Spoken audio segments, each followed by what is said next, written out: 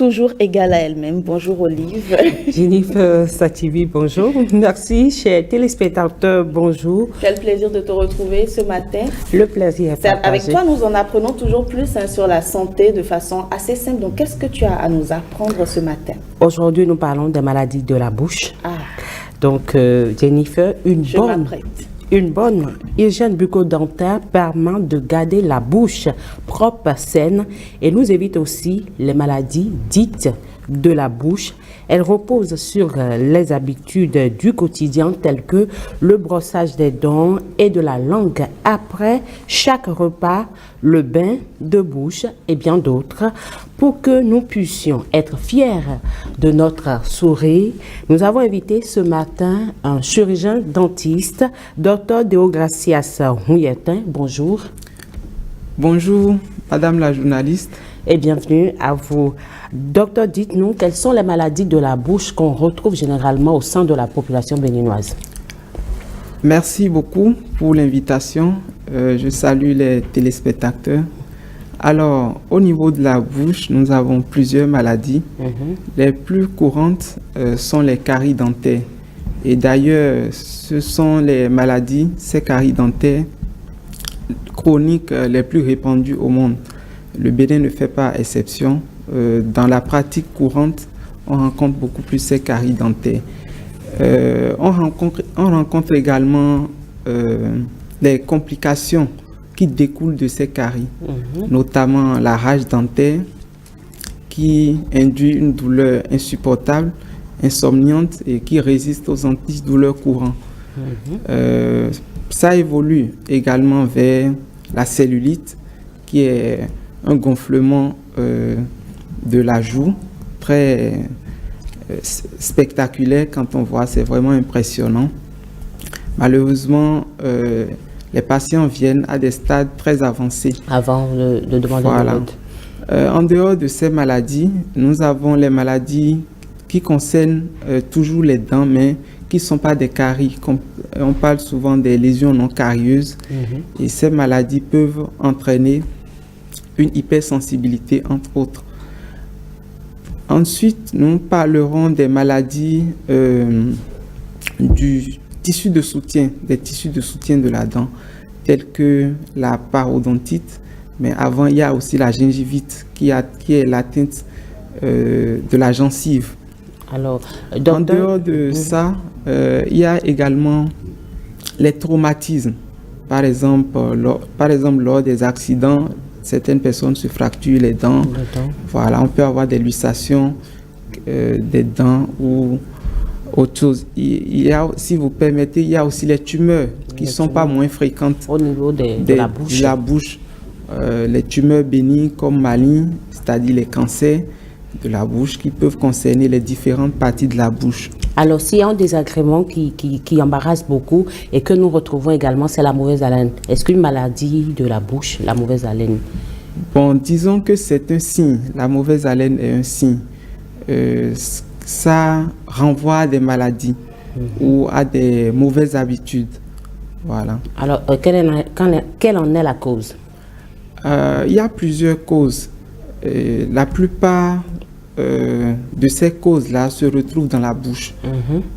On estime à au moins 80% que 80% au moins des maladies de la bouche induisent une mauvaise haleine. Non, je dis mal. On estime que 80% des cas de mauvaise haleine sont dus aux maladies de la bouche. Voilà. Ok, d'accord.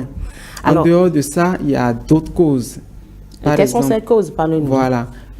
Au niveau de la sphère ORL, on peut avoir une sinusite, une rhinite. Peut entraîner une maladie de la bouche. Exactement. Ou la présence du caséum au niveau des amygdales qui induit une mauvaise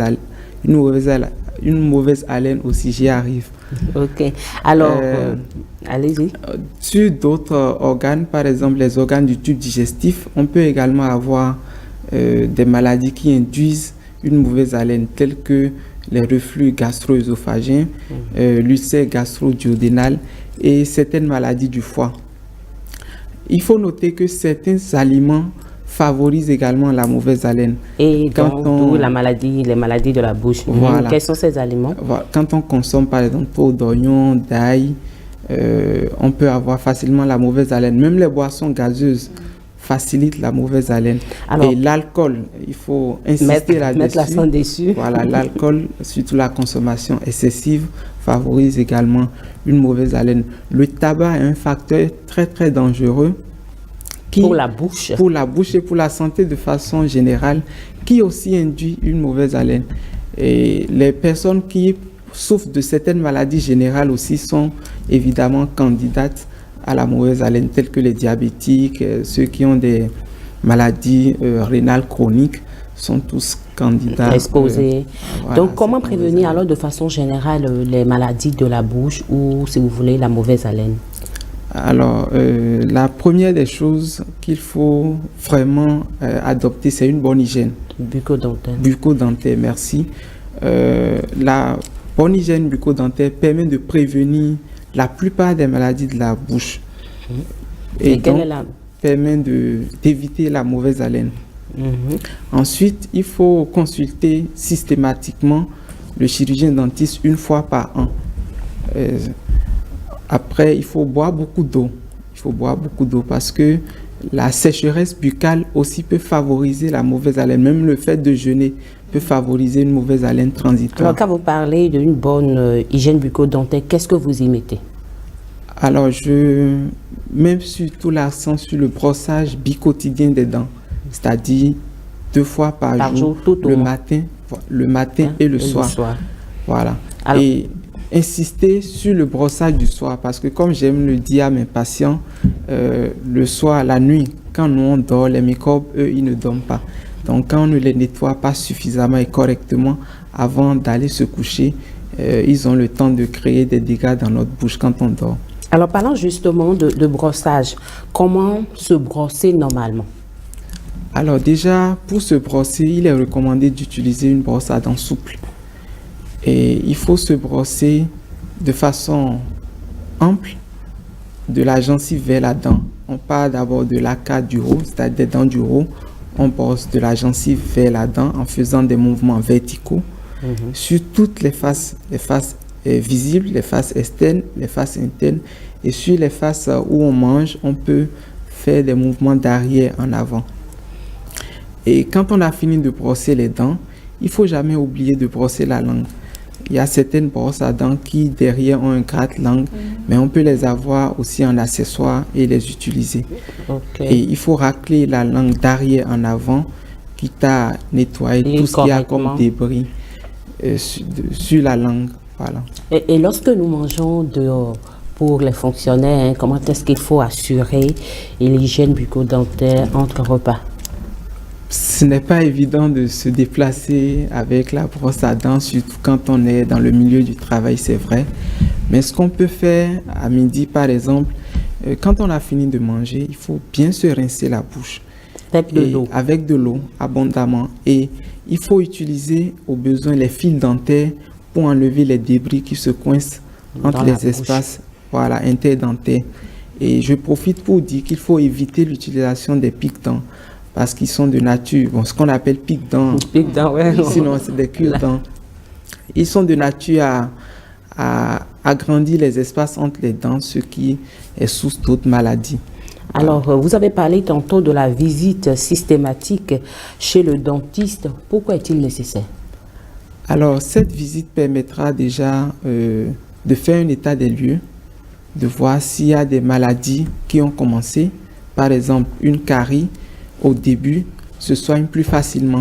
Donc, cette visite permettra d'anticiper sur les soins et d'éviter aussi les complications. Parce que quand c'est compliqué, c'est plus difficile à soigner, le patient souffre et il faut perdre plus de temps pour les soins. Plus d'énergie, plus d'argent. Plus d'argent, exactement.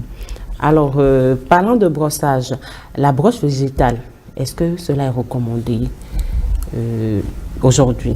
Compte tenu de tout ce qu'il y a comme maladie au niveau de la bouche, est-ce que vous recommandez aux populations, à un patient par exemple, de continuer à utiliser la brosse végétale? Oui, la brosse végétale est très bien. C'est une brosse qui a beaucoup de vertus.